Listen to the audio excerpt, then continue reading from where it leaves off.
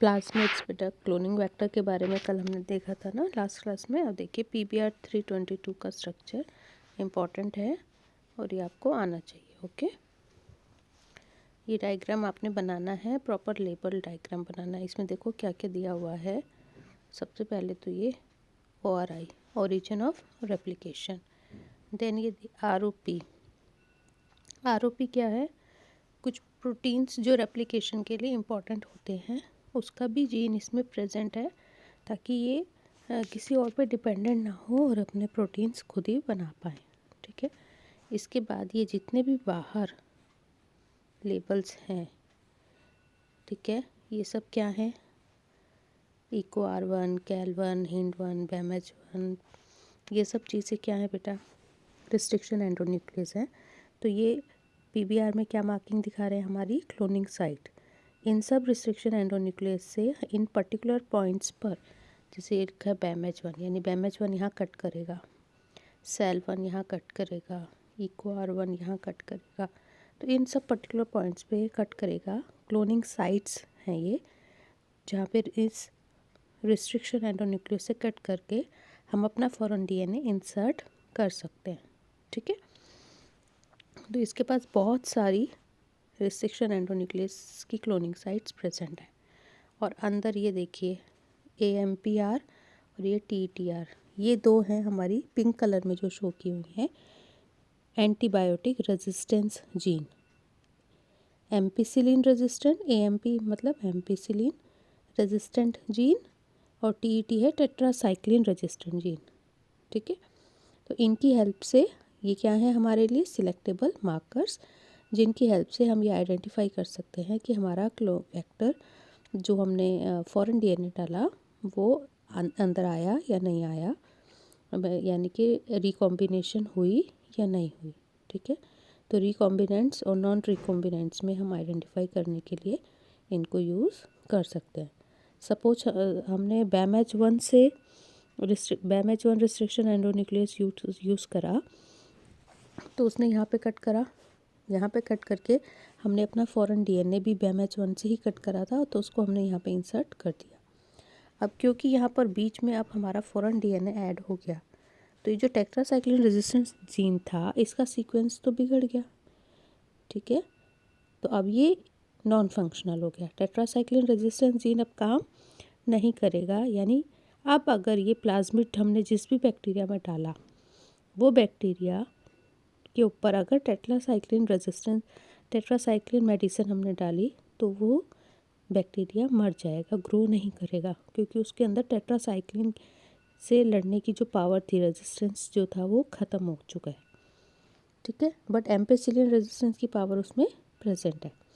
तो इस तरीके से हम ये आइडेंटिफाई कर सकते हैं, और ये सिलेक्टेबल मार्कर्स यूज़ करके हम रिकॉम्बिनेंट्स और नॉन रिकॉम्बिनेंट्स को आइडेंटिफाई करते हैं। ठीक है, अब आपको सारे स्टेप्स क्लियर हो गए। PCR टेक्निक का यूज़ करके मल्टीपल कॉपीज़ बनाना, ये देखो ये PCR का डायग्राम दिखाया गया है। फर्स्ट स्टेप क्या है? डीनेचुरेशन। Second annealing. डीनेचुरेशन में हम क्या कर रहे हैं? डबल स्ट्रैंडेड DNA को सिंगल स्ट्रैंडेड में कन्वर्ट कर रहे हैं by heating eight 94 degree Celsius. Second में एनीलिंग, प्राइमर्स ऐड हो गए दोनों साइड में, दोनों स्ट्रैंड्स के साथ।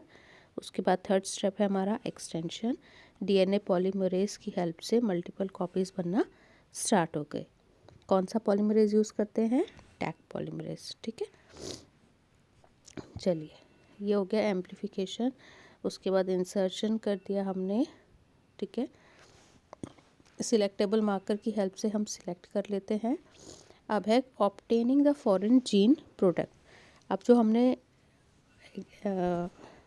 जो भी हमने जीन चूज़ करा था फॉरेन जीन, वो जब हमने होस्ट में डाल दिया, तो अब हमें देखना है कि होस्ट में वो जो हम चाहते थे वो प्रोडक्ट बन रहा है या नहीं, फिनोटाइप में आया या नहीं आया। सपोज़ हमने इंसुलिन का जीन ऐड करा था, तो अब हम चाहेंगे वो बैक्टीरिया जिसके अंदर हमारा इंसुलिन जीन लेके प्लाज्मिड गया है, वो बैक्टीरिया क्या बनाए?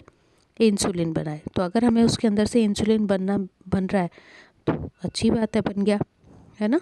अब इंसुलिन बनाकर किसी एक इंसान के लिए तो नहीं, लैब में जब टेस्ट करते हैं, अगर वो एक्सपेरिमेंट सक्सेसफुल हो गया, तो उसका मेन एम क्या होता है? इंसुलिन हमें देना है, हार्मोन है, जिन लोगों को शुगर है, जिनको डायबिटीज़ है, उनको इंसुलिन पहुंचा दे, है ना। तो ह्यूमन इंसुलिन उनसे बनाकर उसको फिर लार्ज स्केल बनाना पड़ेगा ना।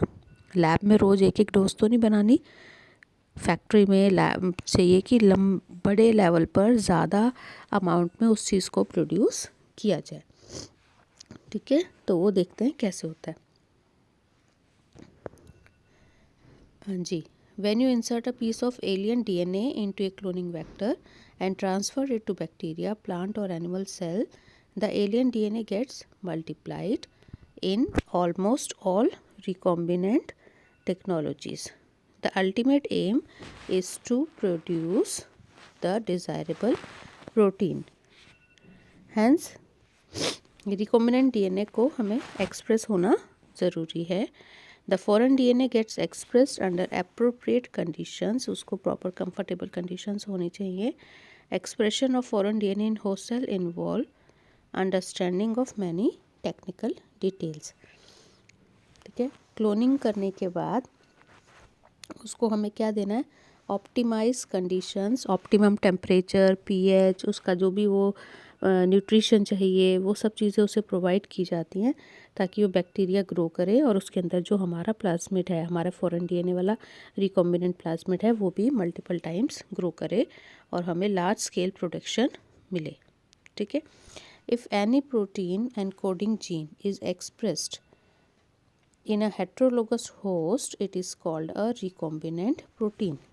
हेट्रोलोगस होस्ट मतलब कोई और हो गया ना, जिसका जीन था हमने उसी को वापस उसमें नहीं डाला, किसी दूसरे होस्ट में डाला, है ना। तो उसको बोलते हैं हेट्रोलोगस होस्ट, और उसको जो हमको जो प्रोटीन मिल रहा है वो क्या है, recombinant protein. The cells harbouring cloned genes of interest में be grown on small scale in laboratory, but large scale grow करने के लिए हमें और बड़ी टेक्निक्स चाहिए।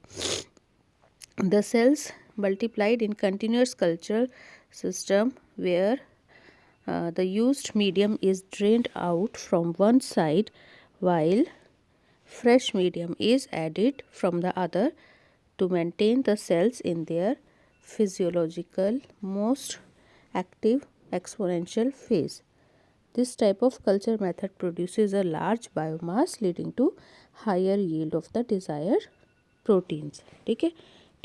टेस्ट ट्यूब में कर रहे हैं तो बहुत कम अमाउंट में आ रहा है ना, तो उसको हम एक लार्ज बड़े वेसल्स में डालकर और कंटिन्यूसली ग्रो करा रहे हैं। एक पानी या जो भी मीडियम है वो ख़राब नहीं होना चाहिए, तो एक तरफ से वेस्ट निकालते रहते हैं, एक तरफ से न्यू एड्स सबस्ट्रेट्स ऐड करते रहते हैं, ठीक है। और ये जो बड़े बड़े वेसल्स होते हैं इनको बोलते हैं बायो रिएक्टर्स। बायो रिएक्टर्स के अंदर हम बहुत लार्ज क्वांटिटी में प्रोड्यूस कर सकते हैं। वॉल्यूम 1000 लीटर्स तक का इसके अंदर कल्चर मीडियम डाल के ग्रो कराया जा सकता है, ठीक है। जो भी रिक्वायर्ड हम इसको रिक्वायरमेंट है वो सब प्रोवाइड कराएंगे। ऑप्टिमल कंडीशंस प्रोवाइड कराते हैं, जैसे टेम्परेचर, पीएच, सबस्ट्रेट, सॉल्ट, ये सब चीज़ें प्रॉपर दी जाती हैं। ये देखिए डायग्राम, 2 टाइप के बायो रिएक्टर्स होते हैं, ये पहला और ये दूसरा, 2 अलग टाइप के हैं। पहला वाला बायो रिएक्टर के अंदर ऊपर देखो acid base pH control mechanism लगा हुआ है, थर्मामीटर लगा होता है, मोटर लगी हुई है, प्रेशर जनरेट कर रहा है कि उसको रोटेट कर सके ताकि उसके अंदर जो भी मटेरियल्स हैं सब इक्वली डिस्ट्रीब्यूटेड रहे। स्टीम है स्टरलाइजेशन के लिए, कहीं कुछ और बैक्टीरिया ग्रो ना करें या कोई और बाहर से फॉरेन पार्टिकल नहीं आए, सिर्फ जो हमने डाला है वही रहे अंदर, ठीक है। फिर है एक अंदर कल्चर ब्रोथ को ग्रो घुमाने के लिए स्पिनर जैसा लगा हुआ है ना, और नीचे से क्या डाल रहे हैं, स्टेराइल एयर। दूसरे के अंदर देखिए, दूसरे के अंदर गैस एनहेंसमेंट करने के लिए उसके अंदर बबल फॉर्मेशन कराते हैं। बबल क्या करते हैं, सरफेस एरिया थोड़ा इंक्रीज़ कर देता है ना। इंक्रीज्ड सरफेस एरिया ऑक्सीजन आने के लिए, तो वहाँ पे बबल फॉर्म में ग्रो करते हैं। बाकी वही चीज़ है कि उसको रोटेशन करा रहे हैं और टेम्परेचर वगैरह सब मेंटेन किया जाता है। तो पहले वाले को कहा जाता है सिंपल स्टर टैंक और दूसरा है स्पार्क्ड टैंक, ठीक है। ये इनकी डिटेल लिखी हुई है, पढ़ लीजिए इसको। उसके बाद है बेटा डाउनस्ट्रीम प्रोसेसिंग। डाउनस्ट्रीम प्रोसेसिंग का मतलब जब हमने इसमें बायो रिएक्टर के अंदर सब कुछ करके जो हम प्रोडक्ट चाहते थे वो हमने प्रोड्यूस कर रहे हैं और उसको बैक्टीरिया से निकाल के इकट्ठा करते जा रहे हैं। तो उसके बाद उसका क्या है, ये तो था हमारा बायोसिंथेटिक फेस।